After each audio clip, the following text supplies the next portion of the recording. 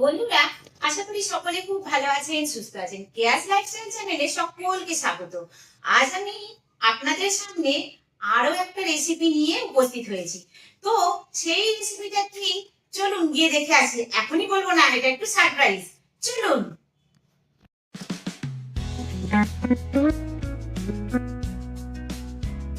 নিয়েছি কয়েকটা কাতলা মাছের পিস। তো এতে আমি প্রথমে দেব একটু নুন, এবার দেব একটু হলুদ, তারপর দেব একটু তেল। এরপর আমি এই মাছটাকে একটু ম্যারিনেট করে রেখে দেব। এরপর আমি উনুনের মধ্যে কড়াটা বসিয়ে দিলাম। এবার জাস্ট একটু গরম হওয়ার অপেক্ষা। এরপর আমি কড়াইতে তেল দিয়ে দেব মাছটা ভাজার জন্য। এই মাছগুলো কড়াইয়ের মধ্যে একটা একটা করে দিয়ে দেব। মাছটা কিন্তু আমি বেশি ভাজবো না, খুব যে একদম লাল লাল করে কড়া মাছ ভাজা হবে তা কিন্তু নয়। মাছটা ভাজবো আমি অর্ধেক করে, মাছ ভাজা মানে ফুল ভাজা হবে না।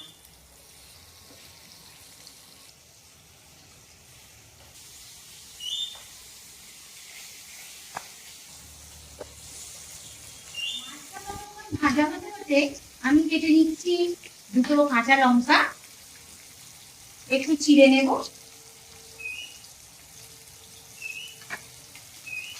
আর কেটে নেব একটু ধনে পাতা।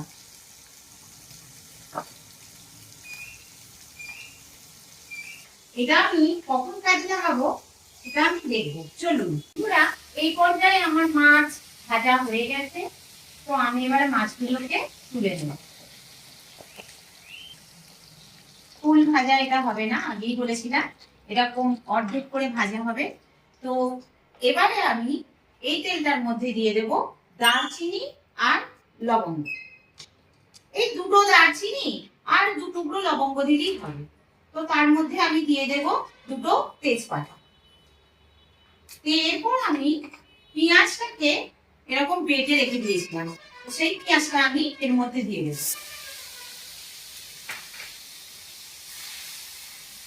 পেঁয়াজটা একটু ভাজা ভাজা হয়ে এলে এর উপর আমি একটু অল্প করে একদম টমেটো একটুখানি গ্রেট করে রেখে দিয়েছিলাম, সেই টমেটোটা আমি এর মধ্যে দিয়ে দেব।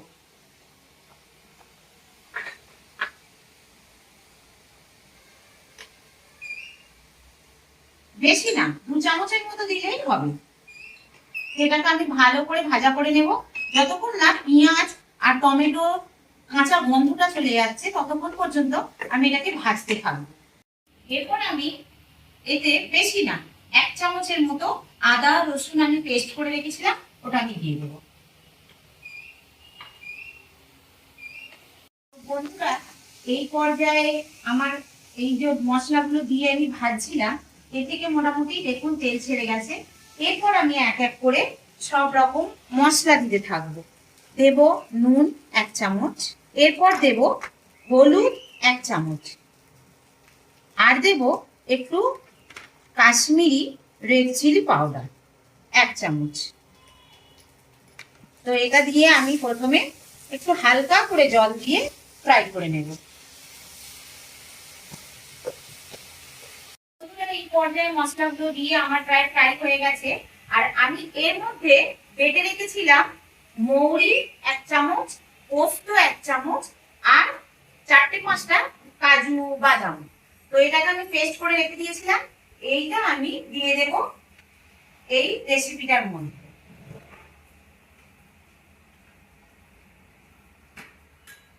তো আমি মোটামুটি এতে 4 চামচের মতো দিয়ে দিয়েছি। তো এই যে কাঁচা মৌরি আর পোস্ত আর কাজুর যে একটা কাঁচা গন্ধ আছে না, সেই গন্ধটা যতক্ষণ না যাচ্ছে আমি এটাকে একটু ফ্রাই করে নেব।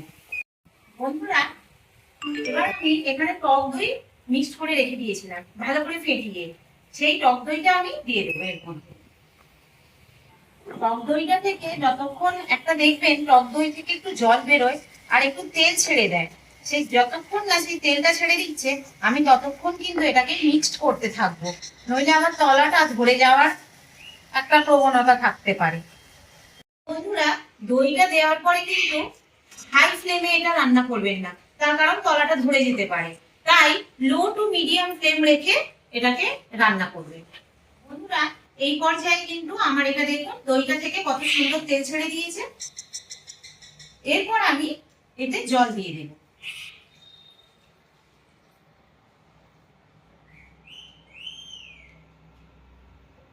জলটা দিয়ে ভালো করে মিক্সড করে নেব। তারপর আমি এতে 1 চামচ চিনি দিয়ে দেব। যেহেতু টক দই আছে তাই এবারে আমি ফ্লেমটা একটু বাড়িয়ে নেব।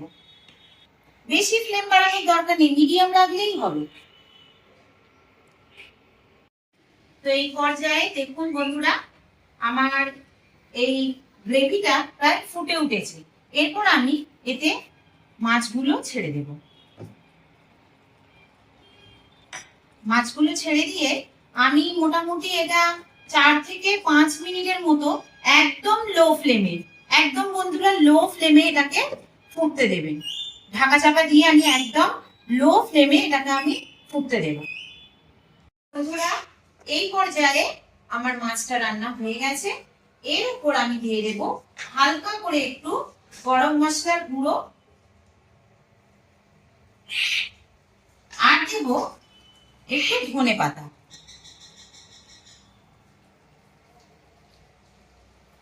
আর ওই যে আমি কাঁচা লঙ্কাটা ছিঁড়ে রেখে দিয়েছিলাম, সেই কাঁচা লঙ্কার টুকরোগুলো আমি দিয়ে দেবো।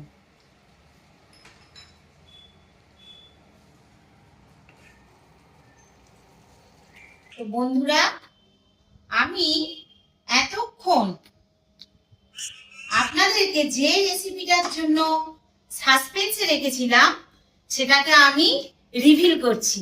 এই হলো সেই দই কাতলা। তো কেমন হয়েছে বন্ধুরা অবশ্যই করে কিন্তু বানিয়ে আমাকে কমেন্ট করে জানাবে সেটা খেয়ে।